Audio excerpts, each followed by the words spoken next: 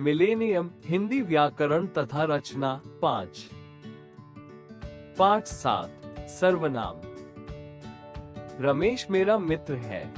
रमेश के उसके पिताजी डॉक्टर हैं। रमेश वो मेरे साथ पढ़ता है। ऊपर लिखे वाक्यों में रमेश संज्ञा है। इसका बार बार प्रयोग अटपटा लगता है। अब ऊपर लिखे वाक्यों में रमेश पहले वाक्य में आया है। अन्य दोनों वाक्यों में क्रमशः रमेश के स्थान पर व रमेश के स्थान पर उसके शब्द का प्रयोग हुआ है। संज्ञा के स्थान पर आने के कारण ये शब्द सर्वनाम है। संज्ञा शब्दों के स्थान पर जिन शब्दों का प्रयोग किया जाता है उन्हें सर्वनाम कहते हैं। जैसे मैं, तू, ये, तुम, आप, हम, कौन, उस आदि। सर्वनाम के भेद। सर्वनाम के 6 भेद होते हैं। पुरुषवाचक सर्वनाम, जो सर्वनाम किसी कहने वाले, सुनने वाले या अन्य पुरुष का बोध कराए, उसे पुरुषवाचक सर्वनाम कहते हैं। पुरुषवाचक सर्वनाम निम्नलिखित 3 प्रकार के होते हैं। 1. उत्तम पुरुष सर्वनाम के जिस रूप से केवल वक्ता का बोध हो उसे उत्तम पुरुष कहते हैं, जैसे मैं, हम, हमारा। 2. मध्यम पुरुष सर्वनाम के जिस रूप से सुनने वाले, श्रोता का बोध हो उसे मध्यम पुरुष कहते हैं, जैसे तू, तुम, तुम्हारा, आप, आपका आदि।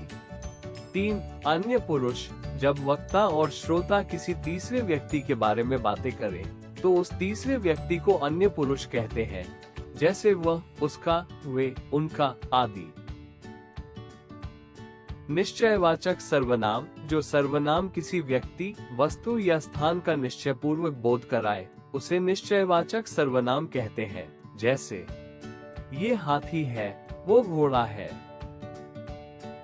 अनिश्चयवाचक सर्वनाम, जो सर्वनाम किसी व्यक्ति, वस्तु, स्थान का निश्चय पूर्वक बोध न कराए, उसे अनिश्चयवाचक सर्वनाम कहते हैं, जैसे कोई गा रहा है, मुझे कुछ हो रहा है। संबंधवाचक सर्वनाम, जहाँ शब्द किन्हीं 2 संज्ञा शब्दों में आपसी संबंध का बोध कराए तो उन्हें संबंधवाचक सर्वनाम कहते हैं, जैसे जैसा करेगा वैसा भरेगा, जो बोएगा सो काटेगा। प्रश्नवाचक सर्वनाम, जो शब्द किसी व्यक्ति, वस्तु, स्थान का ज्ञान करवाते समय प्रश्न का बोध कराते हैं तो उन्हें प्रश्नवाचक सर्वनाम कहते हैं, जैसे कौन समझा रहा है, किसने काम पूरा नहीं किया।